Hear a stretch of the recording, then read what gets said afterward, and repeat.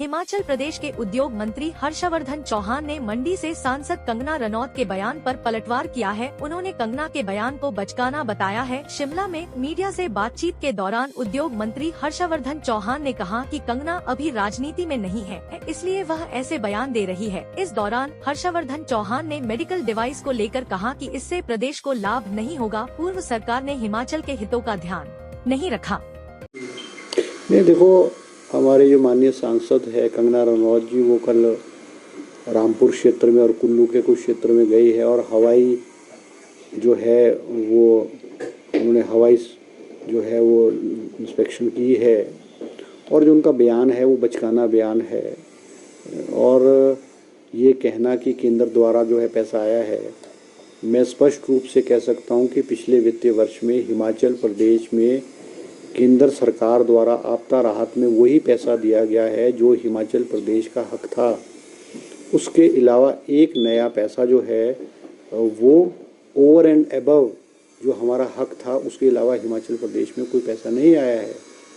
कुछ लोग, कुछ भारतीय जनता पार्टी के वरिष्ठ नेता प्रधानमंत्री सड़क योजना के विषय में चर्चा करते हैं कि वो पैसा आया है, या प्रधानमंत्री आवास योजना जो पंचायतों की स्कीम है उसके बारे में चर्चा करते हैं। तो ये स्कीम्स तो नॉर्मल रूटीन की स्कीम्स है और ये हर स्टेट को जो स्कीम्स है, जो हिंदुस्तान के जितने भी राज्य हैं उन स्टेट को government of India according to their share, according to the proposals, वो हर स्टेट को देती है और हिमाचल प्रदेश को भी वही पैसा मिला है। उसके अलावा हिमाचल प्रदेश को जो है कोई पैसा नहीं मिला है, क्योंकि कंगना रनौत जी अभी राजनीति में जो है नई है, उनको सिस्टम का पता नहीं है और एक फिल्म पर्सनैलिटी होने के नाते चर्चा में आना और एक भड़काऊ बयान देना और एक ऐसे शब्द बोलना जिससे मीडिया में जो है वो सनसनी फैले, वो उनकी पुरानी आदत है।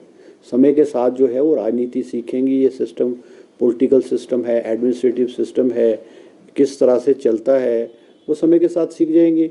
और केंद्र द्वारा या किसी भी प्रदेश द्वारा कोई पैसा खर्च किया जाता है, वो एक एक पैसे का हिसाब होता है और वो पैसा जो केंद्र सरकार द्वारा या हिमाचल प्रदेश के भी कोई डिपार्टमेंट या किसी स्कीम का जो पैसा होगा, उसकी ऑडिटिंग होती है, उसकी सैंक्शन होती है, उसकी मॉनिटरिंग होती है, उसकी सुपरविजन होती है।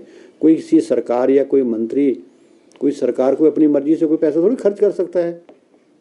और हर वित्तीय वर्ष के बाद जो है ऑडिटिंग जो है अकाउंटेंट जनरल ऑफ इंडिया है, वो उनकी मॉनिटरिंग करता है, उनके पैसों का ठीक पैसा खर्च हुआ नहीं हुआ, और नहीं होता तो ऑडिट पैरा बनते हैं। और जबकि हिमाचल प्रदेश के विषय में इस बारे में कोई भी ऐसी जो है टिप्पणी या कोई ऑडिट द्वारा नहीं की गई है। तो ये सिर्फ एक सनसनी फैलाने के लिए जो है और अपनी प्रेजेंस शो करने के लिए कंगना जी ने ये इस तरह के बयान दिए हैं। सर, मानसून की बरसात से काफी कोई नुकसान पहुंचा है? नहीं, अभी तक तो देखो मानसून का जो नुकसान हुआ है वहीं हुआ है जहाँ पे बादल फटे हुए हैं, और कुल्लू के कुछ क्षेत्र में जो है रूट्स को हुआ है, रामपुर में हुआ है और आने वाले क्षेत्र में हुआ है, और थोड़ा थोड़ा हिमाचल प्रदेश के अलग अलग क्षेत्रों में नुकसान हुआ है। मगर अभी इंडस्ट्रियल सेक्टर में कहीं भी जो है मुझे कोई रिपोर्ट अभी इंडस्ट्रियल सेक्टर में नुकसान की नहीं आई है। सर, नेता प्रतिपक्ष कह रहे हैं कि जो सरकार है प्रतिशोध की भावना से काम कर रही है, दुर्भाग्यपूर्ण है, और जो योजनाएं उन्होंने शुरू की थी वो भी बंद कर दी है।